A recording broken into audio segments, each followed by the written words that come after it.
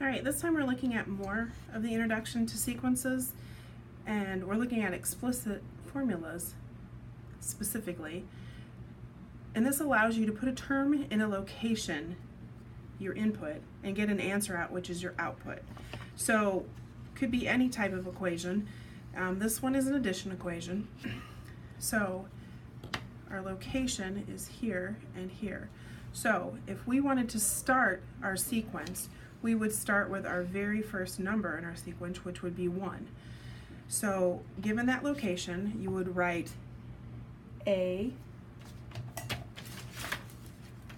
subscript 1 equals 2, and our location is here again, substituted with the number, 1 plus 1.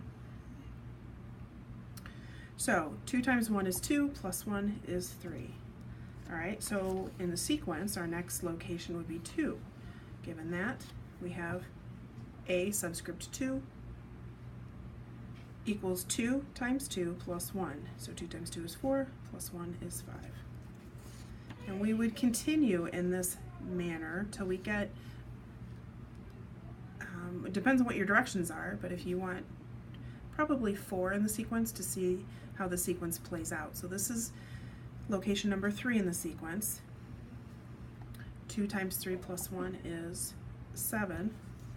And our last one, 2 times 4 plus 1 is 9. And I probably should have written that a little bit lower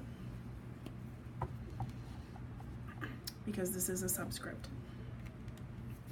So when you're writing them, watch that you're not bringing that subscript number up next to your variable here. All right, now if we were to give us a written expression, we would describe what's happening in this pattern. So in this pattern, we have 3, 5, 7, 9, and we're adding 2 each time. So to write that out, we would write the sequence starts with 3, which is here, and continues by adding 2. So that gives us some information. It tells us where we're starting, and it tells us what's happening or what's going on. All right, so let's take a look at the recursive formula. So a recursive formula, I'm going to use the same sequence that we just had. Our recursive formula, we're going to use the sequence 3, 5, 7, 9, 11. If we wanted to find this location, we don't know what this number is. This is any term. So in this case, we know what this is. We have a number here, we have a term here, but we don't know what this one is. So we're going to go to a location we know. We know this one. So that one is n minus 1.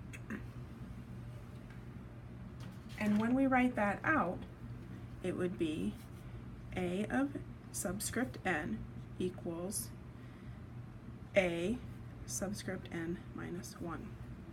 And then we would go on to describe what's happening in our sequence. And in this case, this sequence is plus 2. Notice my A and plus 2 are on the same line, and my n minus 1 is a subscript. It is written underneath. So when we write a recursive formula, we do 2 things. We first start with our starting location, and then also put in what's happening to our sequence, and we bracket that information together. So if we were to go ahead and write that out, we would say the same thing we did in the last one. We started with 3, and we increased by 2. The sequence starts with 3 and continues by adding 2. So give these a try.